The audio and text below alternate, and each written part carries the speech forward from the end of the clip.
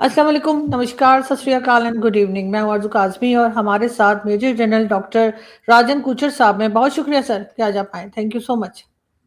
शुक्रिया आजू जी। और बहुत अच्छा लगता है आपके प्रोग्राम में आना। And thanks for inviting. Thank you so much sir. Sir आज फिर हम एक बार ईरान की बात करेंगे, लेकिन ईरान के साथ चाबहार पोर्ट के ऊपर भारत काम कर रहा है और अब सुनने में ये आ रहा है कि भारत ने वो प्रोजेक्ट छोड़ दिया है। सर क्या जो सैंक्शंस वगैरह की बात अमेरिका से की जा रही है या ट्रंप की तरफ से, क्या रीजन बना कि इस तरह का डिसीजन हुआ है, या इस वक्त जो न्यूज़ चल रही है वो कहाँ तक सही है?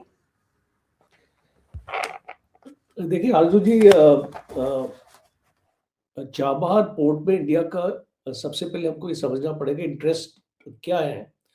बिकॉज अगर आप देखें, international north south transport corridor भी एक तरीका है ट्रेड करने का। बिकॉज ये जितने भी आपकी सेंट्रल एशियन रिपब्लिक्स हैं, ये ज़्यादातर लैंडलॉक्ड है।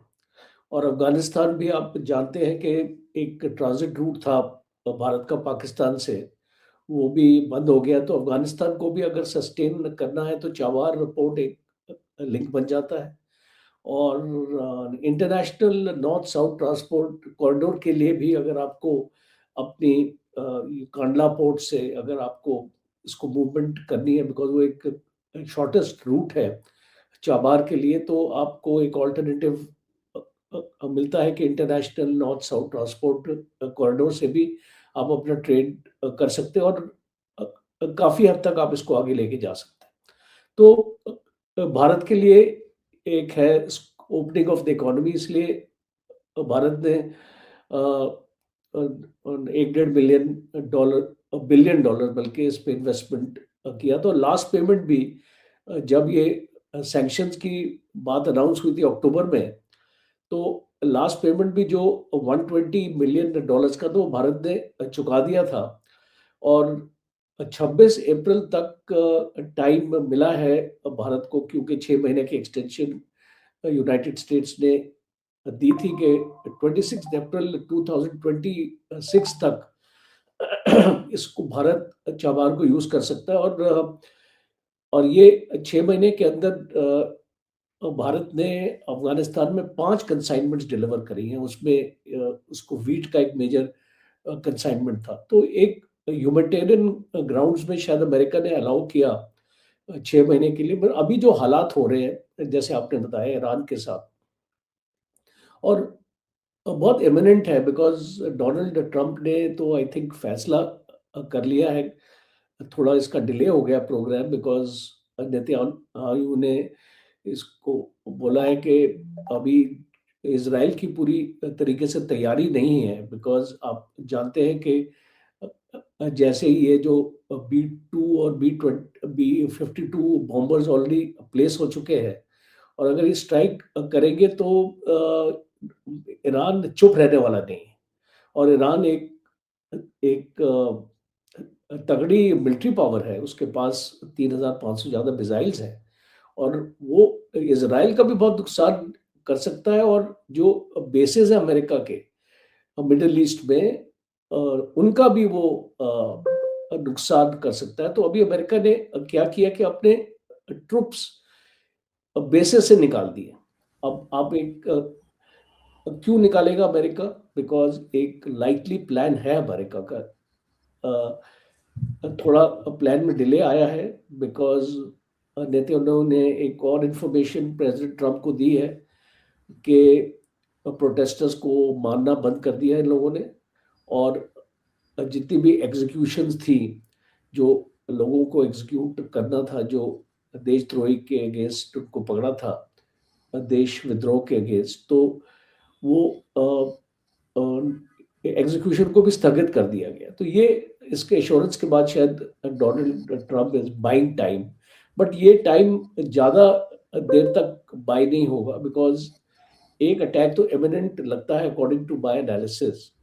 और बूट्स ऑन ग्राउंड नहीं होंगे, ये उसी टाइप का अटैक होगा जो आपने देखा पहले अमेरिका ने किया था। और पिन पॉइंटेड टारगेट्स पे होगा, स्पेसिफिकली मिलिट्री एरियाज, आपके एयर डिफेंस सिस्टम्स, आपके surveillance systems, command and control systems, और खोमेनी का जो भी पैलेस का एरिया है। और सीआईए एजेंट्स काफ़ी एक्टिव है ईरान में, और हर एक जगह एक्टिव है, और उसके साथ मोसाड भी है। तो उनको बहुत मुश्किल नहीं होगी खोमेनी को ट्रेस करने में, मुझे ऐसा लगता है। कोई इतना ज़्यादा डिफिकल्ट नहीं होगा। बट जो इनके रिपब्लिकन गार्ड है, वो तकरीबन 1.5 लाख की फोर्स है ईरान में, वो एक्सट्रीमली लॉयल है अपने इस्लामिक लीडर की तरफ। और जो उनका सिलेक्शन भी होता है, उनका बड़ा एक सिस्टमैटिक सिलेक्शन प्रोसीजर है। हर एक आदमी एक रिपब्लिकन गार्ड का हिस्सा नहीं बन सकता है। वो फौज से लेते हैं इन लोगों को, और फौज से इनको देखते रहते हैं किस टाइप का है, कौन सी फैमिली से आता है, क्या अपनी सोच रखता है। तो इस टाइप के लोगों को, जो पूरी तरीके से डॉक्ट्रिनेटेड होते हैं अपने मजहब के लिए और अपने लीडर के लिए, अपनी जान देने के लिए तैयार, जैसे कि, तो उनको भी आप दरकिनार नहीं कर सकते। वो भी एक इम्पॉर्टेंट फैक्टर रहेगा। तो ये बहुत डिफिकल्ट होगा यूनाइटेड स्टेट्स के लिए, इतना आसान ऑपरेशन नहीं होने वाला है। दूसरा इम्पॉर्टेंट है, अभी भारत की बात, इसलिए मैं अभी तो इसे लिंक कर रहा हूँ, मैं आपका जो क्वेश्चन था, इसलिए मैंने ये आपको एक थोड़ा सा इसका प्रियम्बल दिया। अब भारत ने एक्चुअली देख लिया है कि ये लड़ाई रुकने वाली नहीं है। तो भारत ने एक्चुअली क्या किया है कि चाबहार पोर्ट में जितने भी हमारे भारतीय हैं वहां पे, वो वहां से विड्रॉ कर लिए। शहीद बेहस्ती, ये जो पोर्ट है जो 10 साल के लिए ईरान ने हमको दिया है, हाँ, इसको ऑपरेट करने के लिए इसकी पूरी पेमेंट हो चुकी है। और भारत ने इसलिए पेमेंट करी क्योंकि एक बार जब पोर्ट के ऊपर सेक्शन लग जाएगा, उसके बाद ये पैसा भारत ईरान को ट्रांसफर नहीं कर पाएगा। तो भारत की तरफ से 100% कमिटमेंट ऑलरेडी पूरी हो चुकी है। दूसरा ये है कि जो ये इंडियन पोर्ट ग्लोबल लिमिटेड है, जिसको दिया था, इसके सारे जो ट्रस्टीज हैं और डायरेक्टर्स हैं, उन लोगों ने रिजाइन कर दिए। तो इसका मतलब ये है कि भारत ने नेक्स्ट स्टेप भी ले लिया कि सैंक्शन लगेंगे तो उनके अकाउंट्स नहीं बंद होंगे, बिकॉज अभी वो ये जो IPGL है उसका हिस्सा नहीं है। और जो एक government owned Sagarmala development corporation limited है भारत की, उसको उसने टेक ओवर कर लिया है चाबहार पोर्ट का जो भी काम कराने के लिए। तो वो एक गवर्नमेंट की ऑर्गेनाइजेशन है, तो उसके सैंक्शंस पे लग नहीं सकते, बिकॉज वो जो है उसके जो अकाउंट्स हैं वो इंडिया में ही है, तो वो फॉरेन अकाउंट्स भी नहीं रखे हुए वहाँ पे। तो उस टाइप का, और उसको पूरी पेमेंट्स हो चुकी हैं, तो अभी कोई लायबिलिटी नहीं है भारत की तरफ से, तो वो भी आपका फिजिक। तो इसका मतलब कि फिलहाल वो पोर्ट आपके ईरानियन मैन पावर से चल रहा है, उसमें भारत की कोई वहाँ पे लायबिलिटी नहीं है। और इसीलिए हम ये आपकी न्यूज़ है कि इसको पोर्ट बंद नहीं हुआ है, चल रहा है पोर्ट, और वो 26 अप्रैल तक, जब तक वो जो सैंक्शंस की लिमिट है, चलता रहेगा। पर उसमें ये जो विड्रॉ का आपने ये जो स्टेटमेंट दिया है ना, उसमें एक डायकोटमी है उसको समझने में। और वो डायकोटमी ये है कि भारत अभी भी वो पोर्ट चला रहा है, चलता रहेगा, पर वो अपना जो मैन पावर नहीं, वो आपका जो ईरान के साथ जैसे अंडरस्टैंडिंग है, भारत के हालात को देखते हुए भारत ने अपने आप को फिलहाल ये अपना मैन पावर विड्रॉ किया है, पर पोर्ट चलता रहेगा। और जो भी ट्रांजैक्शंस है जो अफगानिस्तान को देना है, वीट शीट, ये सारा जो सामान अफगानिस्तान के पास पहुंचना है, वो पहुंचेगा। लेकिन सर, ये सैंक्शंस की जो बात हमेशा से की जाती है ईरान को लेकर, जिसकी वजह से पाकिस्तान भी वो गैस पाइपलाइन के ऊपर काम नहीं कर पा रहा है, आपको लग रहा है कि अब ये तमाम जो सिचुएशन चल रही है ये और ज्यादा टफ हो जाएगी, क्योंकि अमेरिका तो और ज्यादा ईरान को दबाएगा और पूरी कोशिश करेगा कि वहां पर एक बड़ा चेंज वहां की गवर्नमेंट में लेकर आए। बेशक आरजी जो आपने बोला है वो सच्चाई है। और जिस तरीके से अमेरिका एक चेंज चाहता है ईरान में, वो आप देखिए ईरान को मैं एक बार कई लोग उसको समझ नहीं पा रहे ईरान को अच्छी तरीके से, बिकॉज वो सोचते रेजा पहलवी आ जाएगा और सब कुछ उसका बदल जाएगा। देखिए ये जो प्रोटेस्ट हुए हैं ये काफी हद तक सीआईए और मोसाड स्पॉन्सर्ड है। बिल्कुल। दूसरा ये पूरे ईरान में नहीं फैले अभी तक। तो अभी हम्म, हम जब उसको बोलते हैं ना सेंटर ऑफ ग्रेविटी, वो एक एक इन्फ्लेक्शन पॉइंट भी अंग्रेजी में बोल हम्म, देते हैं उसको। हम्म, वो इन्फ्लेक्शन पॉइंट अभी आया नहीं है ईरान में।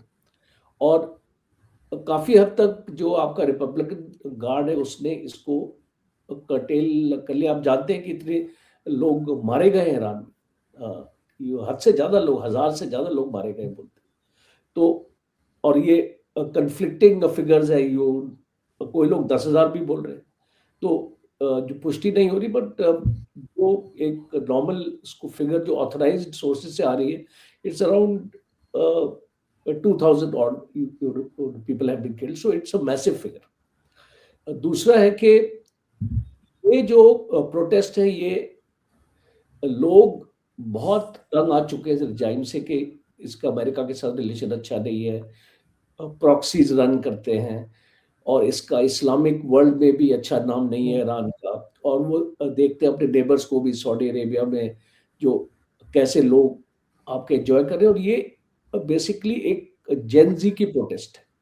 और ईरान में आप जानते हैं 60% लोग की जो उम्र है वो 35 से कम उम्र के। तो जेनजी वो इतने इसको आइडियोलॉजिकल नहीं होते ये, बिकॉज हमारा जो यंगर जनरेशन है वो इतना आइडियोलॉजिकल सोच नहीं रखता है। वो सोशल मीडिया और आपका डिजिटल में आपका ज़्यादा एक्टिव रहता है, और एक एक बैलेंस्ड ओपिनियन रखता है। और उसको और एक अच्छी क्वालिटी ऑफ लाइफ चाहिए जो उसको ईरान में मिल नहीं रही है।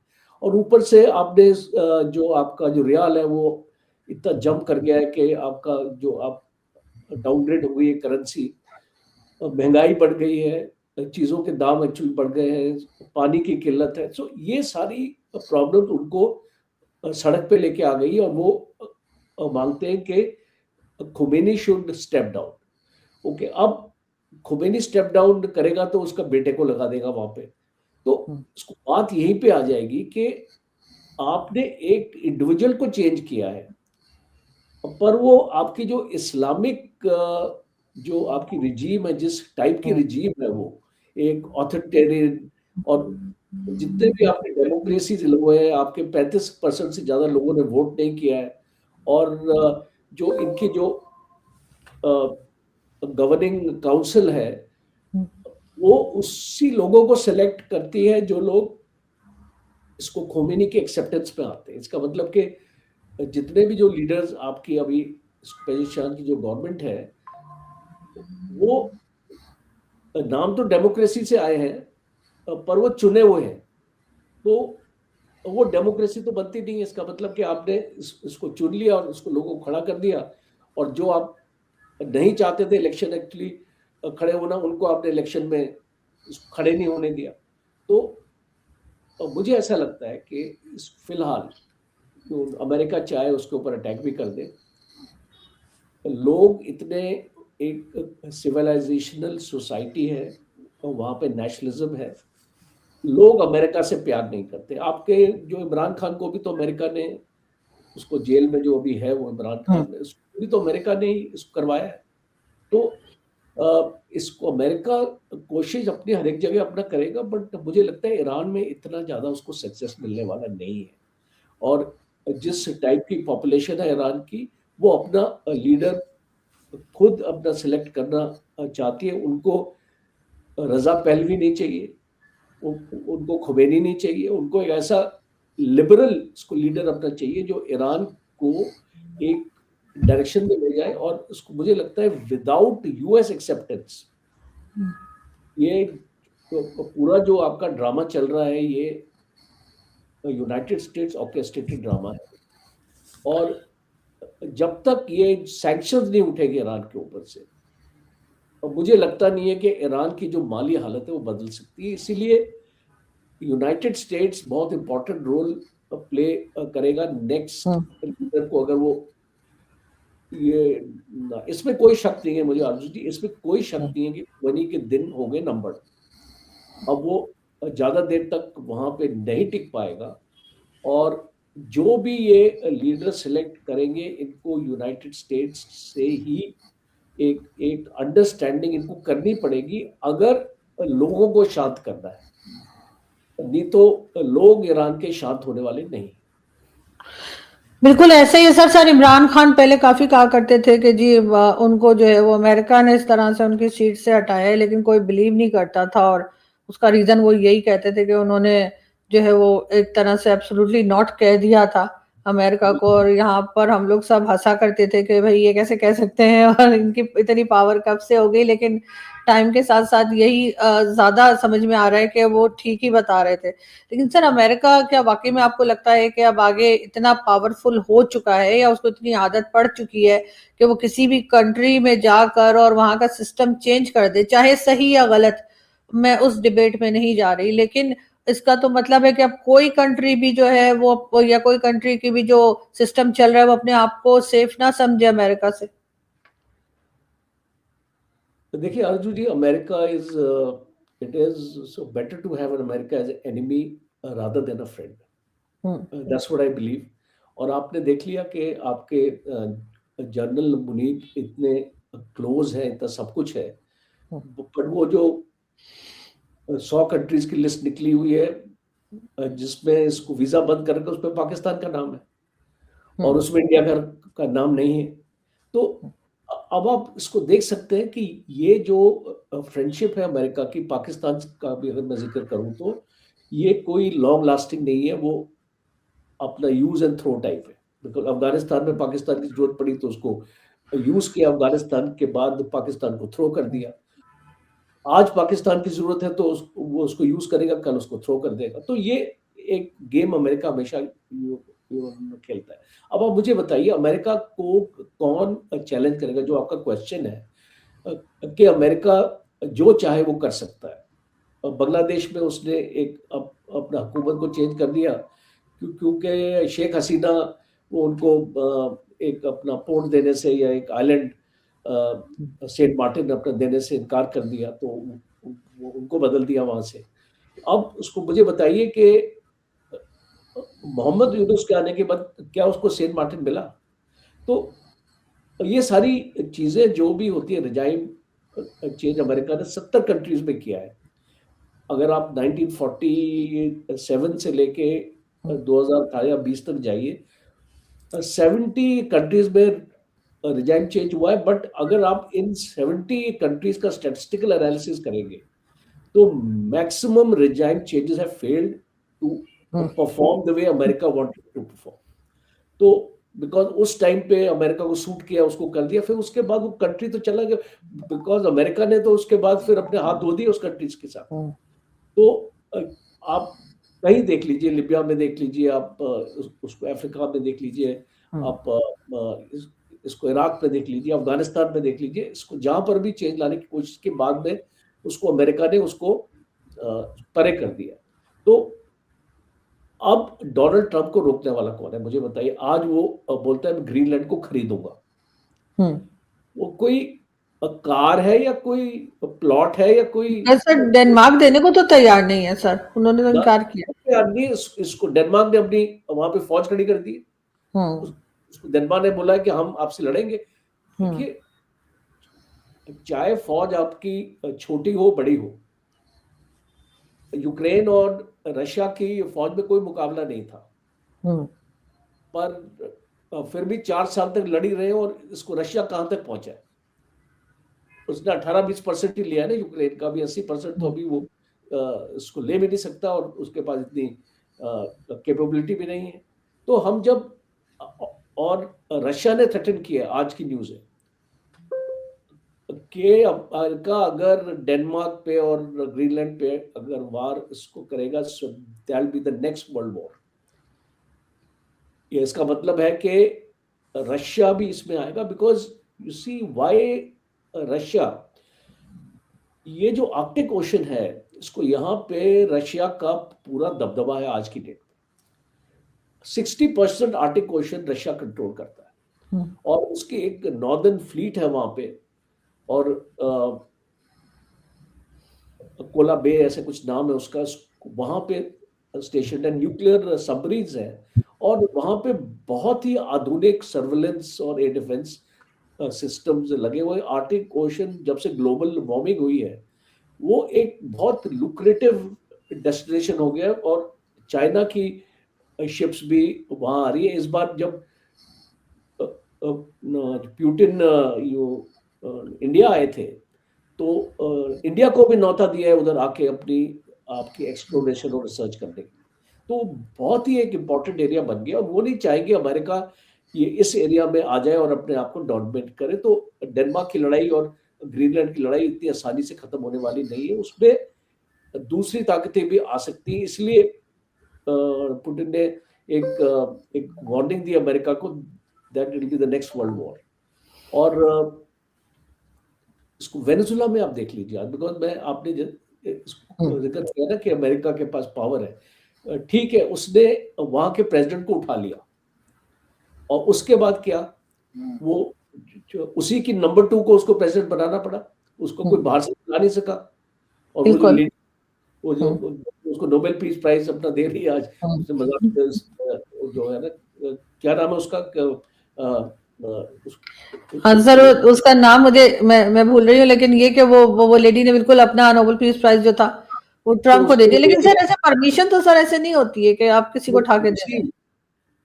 You can give your prize to anybody, but the name जो आपकी नोबेल पीस कमेटी में जो आपका नाम लिखा हुआ है, वो आप ही का नाम होगा, ट्रम्प का नाम नहीं होगा वहां पे। बिल्कुल ऐसा ही। Trump can't claim that he has got the Nobel Peace Prize. So I think he is quite a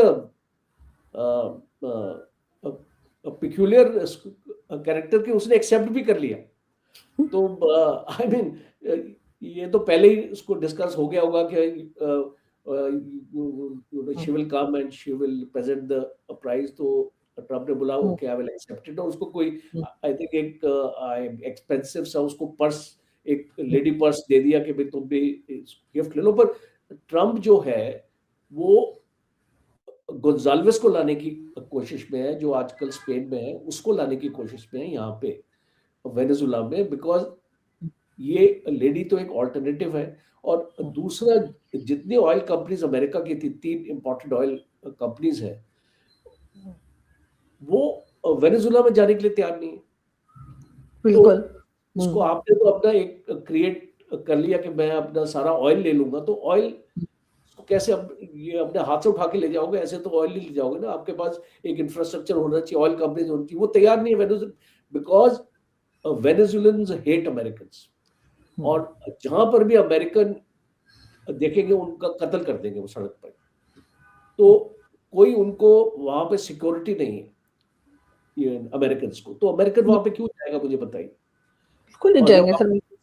पहले उनको निकाल भी दिया था वहां से, उसको अमेरिका को निकाल भी दिया था वहां से, इन सब लोगों को निकाल दिया था जब ये 2013 के बाद ये जब आया था। तो जो चीज हम देख रहे हैं अभी, डोनाल्ड ट्रंप बहुत कुछ करना चाहते हैं बहुत कम टाइम में, और ये चीज सक्सेस इनको ज्यादा अपना दे नहीं रही है। आज की न्यूज है कि इसको गजा में भी सिविलियंस के ऊपर फायरिंग हुई है। तो क्या सीज फायर, मुझे बताइए, what is the sanctity of this peace जो डिक्लेयर करते हैं ना, मैंने 7-8 जगह पीस अपने कराया है, वो पीस इज बीन टेम्परेरी, फिर से लड़ाई शुरू हो गई है। और इंडिया पाकिस्तान का भी अब सिचुएशन इतनी एक्चुअली खराब हो चुकी है कि कभी भी कुछ ना कुछ हो सकता है। लेकिन सर ये दोनों कंट्रीज मुझे इतनी समझदार तो खैर लगती हैं, हिंदुस्तान पाकिस्तान के, वो ट्रम्प के कहने से या ट्रम्प के मना करने से या ट्रम्प के कुछ कहने से फैसले नहीं करेंगी। ये दोनों कंट्रीज अपने आप ही, वरना सर अभी तक बहुत बार हमारी वॉर हो चुकी होती, लेकिन कई बार खुद ही दोनों कंट्रीज जो है वो एक तरीके से रहती हैं कि वो जैसे कहते हैं ना थोड़ा सा संभाल के। तो यहाँ पे तो ट्रम्प वो कार्ड नहीं खेल पा रहा जो वो हर जगह पे खेलते हैं। नहीं, वो खेल नहीं पा रहा। और इंडिया में भी कोशिश कर रहा है कि इसको मोदी के अगेंस्ट कोई ना कोई कैंपेन अपना चलता रहे, बिकॉज आके मीडिया में भी मैं देखता हूँ, और जो इनके जितने एनजीओज हैं और सीआई एजेंट्स हैं वो काफी न्यू दिल्ली में भी इसको एक्टिव है कि इंडिया में भी कोई अपना टर्बुलेंस कराई जाए और एक और इसको लीडर को यहाँ पे लगाया जाए। वो भी सक्सेसफुल नहीं होने वाला इंडिया में, बिकॉज इंडिया की पॉलिटी अलग, it's a very very big country. तो इतने सारे, अब 140 करोड़ लोगों को इन्फ्लुएंस करना इतना आसान काम नहीं होता है, और डिफरेंट डिफरेंट स्टेट्स के अपने डायनेमिक्स अलग है। तो एक भारत को तो वो सक्सेसफुल नहीं होंगे इस तरीके से, बट छोटे कंट्रीज में वो हो सकते हैं। ईरान में भी सक्सेसफुल नहीं होगा, because Iran is also like India, it's a kind of a civilisational society, institutionalise society. और वहां पे आप ऐसे रिजाइन चेंज नहीं कर सकते जब तक आपका लोग नहीं चाहेंगे। जो लीडर आप जिसको बिठाना चाहेंगे वो एक्सेप्टेबल भी होना चाहिए लोगों को। इट्स नॉट लाइक वेनेजुएला में वो नहीं कर पाया, जो लीडर को वो चाहता था वो अभी तक उसको इंस्टॉल नहीं कर पाया। उसको एक एक कॉम्प्रोमाइज करना पड़ा उसको, रॉड्रिक्स को लाने बिल्कुल ऐसे ही। लेकिन सर ट्रम्प की अपनी एक जैसे एक जिद वाली आदत है, बहुत स्टर्बन किस्म का नेचर लगता है कि वो अपनी अपनी बात को ना तो वापस लेने को तैयार होते हैं, ना ही कुछ फ्लेक्सिबल होते हैं कि किसी तरीके से मैनेज करें। लेकिन बहरहाल सर देखते हैं कि ये आगे किस तरह से चलते हैं। अपडेट्स जैसे जैसे आएंगी सर डेफिनेटली मैं आपको रिक्वेस्ट करूंगी और हम जो है इस पे डिस्कस करेंगे। थैंक यू सो मच कि आपने ज्वाइन किया। Thank you sir. Thank you. Okay, thank you.